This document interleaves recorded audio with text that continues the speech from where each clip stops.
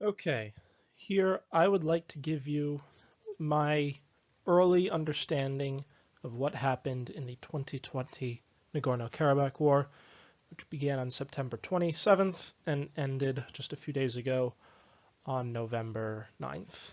I want to emphasize that this is only my understanding of the situation. The facts are still very much in doubt, so please take everything I say with a grain of salt. Also, I'd like to say I apologize in advance for my poor understanding of the Armenian and the Azeri languages, so if I say something wrong, please bear with me. So first, we're going to cover the geography of the region, not only where these places are, but what they look like on the ground. Second, we're going to overview the militaries of Armenia, Azerbaijan, as well as mention the Artsakh Defense Forces. After that, we'll go through the progress of the war in 10-day increments, and finally, we'll see what conclusions, if any, can be drawn. Okay, here's the geography of the region. Down in the south, you have the Middle East. There's Syria, Iraq, Iran, Afghanistan. To the north of the region is mostly Russia. You have places like Chechnya and Dagestan. Of course, Georgia's right there. The Caucasus, thanks to the mountain range in them, have always been one of the many barriers between east and west. I say these with air quotations. It's very difficult to move north through south, and because of that, they've been a natural barrier for many empires. Most recently, there's been the Russian Empire and the Ottoman Empire, which fought over the Caucasus more than a few times. Okay, here we have a relief map showing the mountains of Azerbaijan, Nagorno-Karabakh, and Iran to the south. I'll highlight here that Nagorno-Karabakh is an extremely mountainous region. The peaks are stretching thousands of meters into the air. Armies in general, they need long stretches of flat ground to maneuver in. Armies also need huge amounts of logistical support, things like food, ammunition, medical supplies, and ways to transport the wounded and the dead. Mountains make all of this much harder. The terrain in Nagorno-Karabakh very much favors the defenders, and any attackers will be forced into the small river valleys and the roads which follow them. These are excellent for ambushes and cutting off the enemy. However, the defenders also cannot move very quickly without using these roads, therefore making it difficult to respond to attacks and penetrations. Here's a brief rundown of the Azeri military. All militaries of the former Soviet Union inhabited whatever equipment was left in their region at the time it collapsed. Because of this, many defense consortiums in and around the post-Soviet world largely exist to upgrade old Soviet equipment. The Azeri military has pursued upgrades largely with Israel and Turkey. Seen on the right is an Israeli upgraded T-72 called the Aslan, and seen on the left is a drone, which is the other big thing the Azeri military has used in this war. Whereas the United States has generally used drones, such as the Predator, for surveillance and targeted assassinations, the Turkish and the Russian militaries have been using drones for fire support, in combat, and reconnaissance of the battlefield. On the left is a picture of the Turkish TB2 drone, which has done a great deal of the work in this past conflict. It's difficult to shoot down. It can carry a small but useful weapons payload, and has excellent optics, including thermal and regular optical sights for seeing across the battlefield. Here we have the Armenian military. Like the Azeri military, the Armenian military is generally left over from the Soviet Union. However, Armenia has largely pursued ties with Russia. Pictured left is a joint military exercise with T-72s and BMP-1s. Both post-Soviet tanks, and both largely upgraded from the Soviet standard. The Armenian military is somewhat smaller than the Azeri military, but they have the advantage of defense.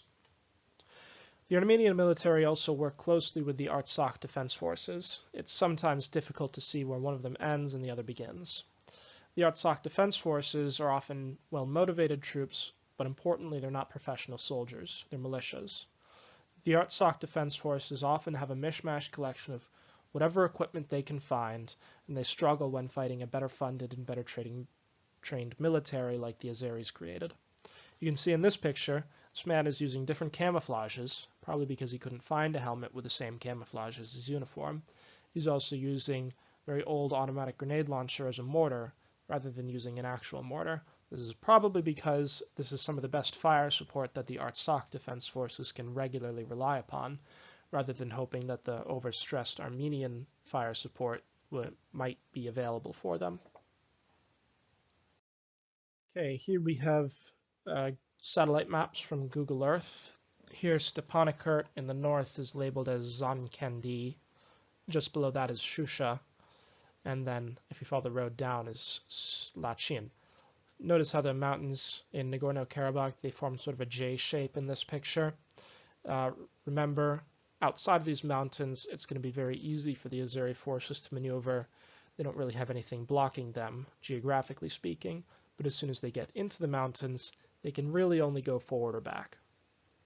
And just for reference, the distance from Lachin to the town the Azeris are coming from in the east is about 80 kilometers.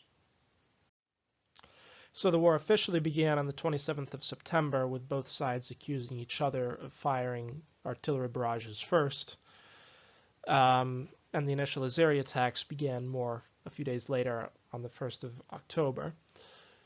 These first attacks were targeted towards Jabrayel, which is around here, and another town called Fuzuli, which is along here on the mountain pass. These towns are pretty much impossible to defend for the defenders. They lie on the approach to the mountains, not in the mountains themselves, so they're going to fall relatively quickly. Here's the same map depicting areas of influence. Just for reference, Jabrayel is right here. Here's Fuzuli, and Stepanakert is up here. So the mountainous region is going to be somewhere around this area.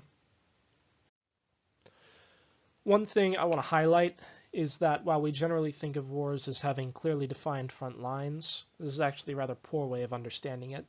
It's much more accurate to say that units of soldiers, that is, have areas of influence which they can reach. And perhaps they can't physically get to a certain area, but if they can shoot at it, or if they can just see it, they can still influence it. For example, calling in artillery strikes on a mountain 10 kilometers away. Remember that soldiers need a lot of supplies in high-intensity combat. So while a unit could, in theory, race into the mountains very quickly, they would also quickly run out of gasoline, food, water, ammunition, something, and they'd be cut off and annihilated. So while these maps depict front lines, try to imagine the limitations of the soldiers who are actually in these depicted areas. And just for reference, the Azeris are making inroads toward Fuzuli, slow inroads, but they're getting there. And as for Jabrayel, that town never really stood a chance. There's no defenses around it. By the time of the 10th of October, the Azeri forces have pushed about as far south as they realistically can go.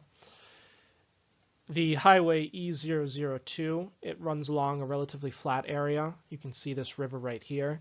So I'm guessing any Armenian defenders, they knew it would be a waste of time and resources to try and defend this general area right here. The real defense would have to come in the mountain pass heading toward Lachin, which is this region right here. Along this area, they could launch surprise attacks, ambushes, and generally try to slow down the defenders as much as possible, buy time. At the same time as the Azeri forces are racing to the south, there's some pretty intense fighting happening in this general area, the mountain passes, and also along the road heading to Shusha. I would expect the most intense fights are happening here to the north, as this is the quickest way to get to Stepanakert, which is again right here. Here's the same map depicting areas of influence. You can see the Azeri forces are slowly pushing forward along the mountain passes, and they've made it pretty far south, down to Zangelan, I'm guessing. Another thing to understand is that while the fighting between soldiers occurred along these spheres of influence I mentioned, so again there's lots of fighting in this general area, the Azeri drones have been able to travel far behind the Armenian lines relatively undetected. All while Armenian troops are doing their best to hold off the Azeri advances, them and the people far behind them were being attacked by Azeri drones. Thanks to these drones, Azerbaijan was able to severely deplete the defending Armenian troops, striking logistics convoys all the way back in this general area, striking logistics convoys and resources that were heading in to support the defenders. This made it extremely difficult for the Artsakh defense forces to organize defenses and organize counterattacks. Okay, by the time of the 20th to the 30th of October, intense fighting cost both sides hundreds of troops, but neither of them are giving up. The Azeris are making slow but steady progress, gaining a few kilometers every day, and they don't really need to take very many kilometers before they're in a position to threaten Stepanakert. The larger size of the Azeri military is also in their favor. They can take a lot more casualties than the Artsakh defense forces, which means that a longer war is only going to be in favor of the Azeris. It's not clear at this point how much longer the defenders can hold out, but it's really a matter of time for them. You can see down to the south, the Azeris have largely cleared out this area. They're making inroads further west, and they're also starting to go north towards Lachin. Threatening Lachin is one of the worst things that the Azeri troops could do, because if you look at this road is the fastest way from Stepanakert to Armenia itself. So if Azerbaijan is able to take the town of Lachin, they will effectively hold Stepanakert and Shusha hostage, and they can use these towns as a bargaining chip in negotiations with Armenia. Here we have the lines of influence map. The Azeri troops are again making further progress north and west. It's slow, heavy fighting, costly, but the longer this war goes on, the more pressure the Artsakh defense forces are going to be under, and they can't take a whole lot of pressure in the first place. And this is how the war ended. They didn't ultimately make it to Lachin, they made it to Shusha first. While the Azeri advance towards Lachin is ultimately unsuccessful, a big push in the north succeeds in breaking through the Armenian defenses. Generally speaking, the most casualties in battles occur when one side is broken and is running away. The Azeri forces overrun most of the already battered Armenian defenses around Shusha, and no forces were available to counterattack in defense of the city. At the same time as all this is happening, a Russian helicopter escorting a convoy is shot down by the Azeri troops, which mistook it for an Armenian helicopter. The Azeri leadership immediately apologized to Russia. In turn, the Russian government threatened Azerbaijan with retaliation, and they also threatened Armenia with a total withdrawal of military support unless both sides immediately agreed to a peace deal, which they did. Under this new agreement, everything south of the Lachin corridor, which is roughly around here, everything south of that region is going to now belong to Azerbaijan, while Artsakh keeps Stepanakert and most of the region north of there. Russian peacekeepers will stay between the two sides. Now this means that Armenia cannot depend on the Lachin corridor to support Stepanakert and will need to build a new highway going northwest of Stepanakert, up that way, to connect it to Armenia. This map itself only depicts the status of forces as of 9th November, which means that most of this region, which Armenia had held on to, is now ceded to Azerbaijan. Granted, there's not a whole lot there that really is worth defending. It's mountainous terrain, and there's no geostrategic reason for Armenia to hold on to it. Now, what are the potential lessons learned? I want to highlight that these are potential lessons, and whatever happens in this war may not necessarily be what the next big war looks like. However, there are some things that are probably worth noting. The most important one is that the battlefield is, again, becoming a more dangerous place. Seen in this picture is a group of Artsakh militiamen. They're milling around a truck just moments before a missile strike. In this instance, and many other instances, the Artsakh militiamen had no idea they were threatened at all, as they were tens of kilometers away from the actual battlefield. Distance is no longer a guarantee of safety, and soldiers are going to have to learn how to remain concealed when they are not in battle. For example, you can build a trench and cover it with a thick cloth, and hopefully under some bushes or something, and this will provide you good protection from being spotted. However, you cannot get up and go to the bathroom, or even just to stretch your legs, because you'll stay in these trenches for days at a time, without possibly being spotted by a drone. Likewise, nations are going to have to become more serious about air defenses. Russian-made air defenses have generally been extremely good since the Cold War.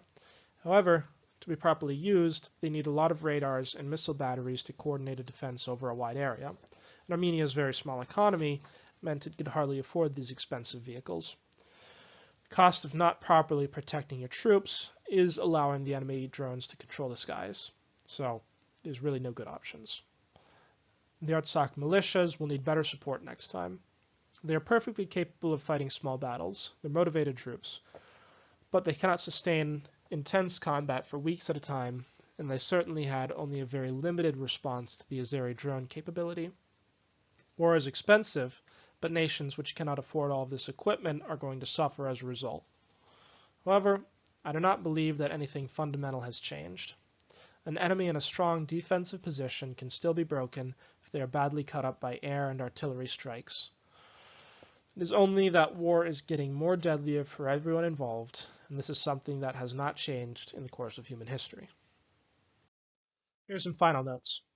The Armenians fought very hard to protect a difficult position, and they only succeeded halfway. As of now, the Azeris occupy Shusha, a city only a few kilometers from Stepanakert, which means that if another war occurs, then Stepanakert will immediately be threatened. At the same time, generational humiliation is a powerful thing, and I have no expectations that the Armenians will have any desire to forget this defeat. In this war, an information war is being fought over the internet as well. Again, this is nothing new. In previous wars before the internet, nations were working hard to appeal to neutral nations and keep the moral high ground, or at least make the other side appear worse. You can see examples of this in First and Second World Wars, many previous wars. Today, the same thing is happening on Twitter. Seen here is some Azeri propaganda depicting French volunteers who traveled to Armenia as Nazis, although Azerbaijan is certainly not the only one to be producing propaganda. Similar stuff occurred in the war in Donbass, when Russian propagandists worked overtime to accuse Ukrainians of all being fascists who were oppressing the Russian population in Ukraine. Not all propaganda is easy to spot as this, and I encourage everyone to dig deep and ask around about a source they have for information before they actually trust that source.